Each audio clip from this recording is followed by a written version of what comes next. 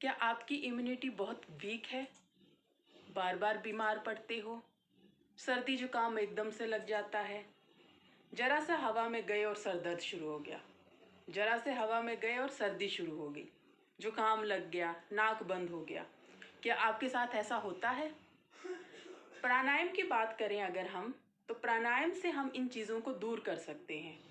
आपकी immunity strong हो जाएगी। अगर हम डेली प्राणायाम करें तो हमारी इम्यूनिटी स्ट्रॉन्ग हो जाती है।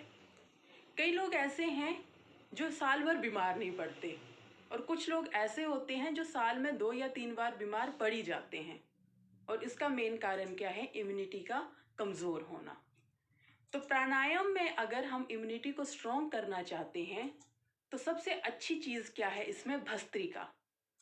भस्त्रिका से क्या होगा? आपकी इम्यूनिटी स्ट्रॉन्ग होगी, आपकी जो लंग्स की जो पावर है वो ज़्यादा होगी, जो आपके लंग्स हैं वो स्ट्रॉन्ग होंगे।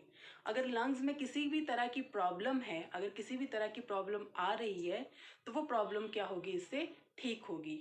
और हमने भस्त्रिका करना कैसे है? आपने सुखासन में बैठ जाना है। अब लंबी गहरी सांस लेनी है, इनहेल करना है।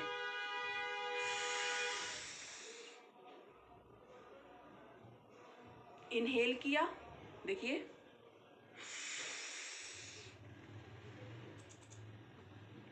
इनहेल करने के बाद थोड़ी देर जो आपने सांस भरी है वो अपने फेफड़ों में रखनी है। ठीक है, फेफड़े आपके जो होंगे वो फूले हुए होंगे क्योंकि उसमें सांस है। देखिए,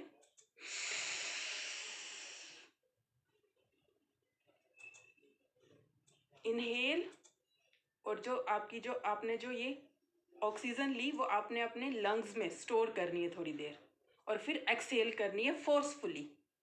देखिए, मैं फिर से बता रही हूँ।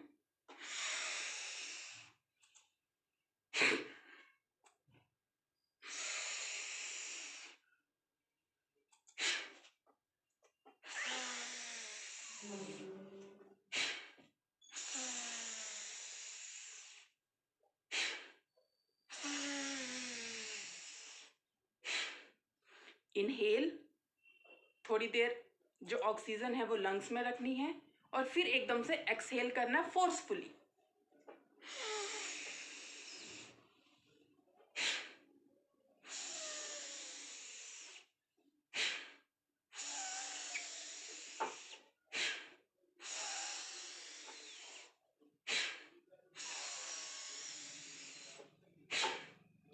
इस तरह से आपने करना है 10 से 12 बार।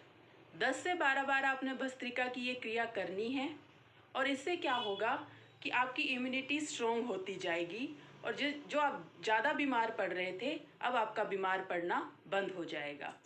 और इससे क्या होगा? आपकी बॉडी बिल्कुल वार्म हो जाएगी। इससे हीट प्रोड्यूस होती है, भस्त्रिका से बॉडी में हीट प्रोड्यूस होती है। तो सर्दियों के लिए ये प्राणायाम बहुत ही फायदेमंद है, क्योंकि आप करते करते ही नोटिस करोगे कि आपकी जो बॉडी है एकदम से वार्म हो गई है, इसमें काफ़ी हीट निकल रही है, और जिससे सर्दियों में आपको क्या होगा? फ़ायदा होगा। एक बात मैं यहाँ बताना चाहूँगी कि जो हार्ट पेशेंट्स हैं, या जिनका बीपी की प्रॉब्लम है, हाई ब्लड प्रेशर है, या जिनको सर दर्द की प्रॉब्लम रहती है, वो लोग इस क्रिया को ना करें। ये तो था बिल्कुल जो स्लो तरीके से। भस्त्रिका करने के भी 3 तरीके हैं, एक तो बिल्कुल स्लो, दूसरा नॉर्मल, और तीसरा फास्ट।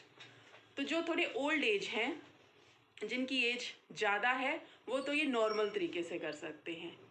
जो थोड़े यंग हैं, हेल्दी हैं, अपनी एज और बीमारी के हिसाब से करना। मैं बार बार यहाँ पे बोल रही हूँ, हार्ट पेशेंट और हाई ब्लड प्रेशर के पेशेंट जो हैं वो इस क्रिया को, भस्त्रिका को करना ही नहीं है उन्होंने। जिनकी एज ज़्यादा है वो हल्के से करें, नॉर्मल से करें, जैसे मैंने अभी बताया। और इसे थोड़ा सा हाई करना है जो यंग हैं और हेल्दी हैं, उन्होंने करना है कैसे? हाथ जो हैं अपनी गोदी में रख लेने हैं आपने,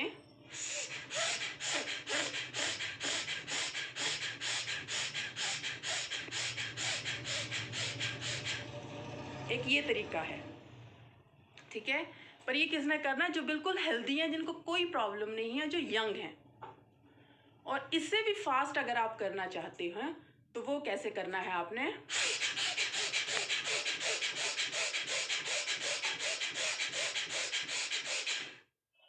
ये तरीका है। फ़ायदा सेम है, फ़ायदा आप तीनों तरीक़ों से भस्त्रिका करोगे, फ़ायदा आपको सेम ही मिलेगा। तो मैं ज़्यादातर यही सजेस्ट करूँगी कि आप स्लो से शुरू करें। कैसे?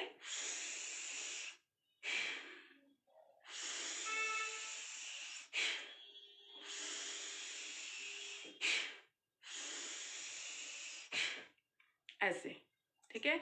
और धीरे धीरे 10-12 से करके इसके बाद धीरे धीरे धीरे आप इतना पहुंच जाओगे कि आप बिना रुके हुए 5 मिनट इस क्रिया को कर पाओगे। और इससे क्या होता है कि आपके पूरे जितना भी आपका बॉडी में जितना भी ब्लड है उसमें ऑक्सीजन के थ्रू जो ब्लड जा रहा है, ऑक्सीजन से आपके जितने भी ऑर्गन्स हैं वहाँ पे ज़्यादा से ज़्यादा ऑक्सीजन मिलेगी और कई तरह की बीमारियाँ खत्म होंगी।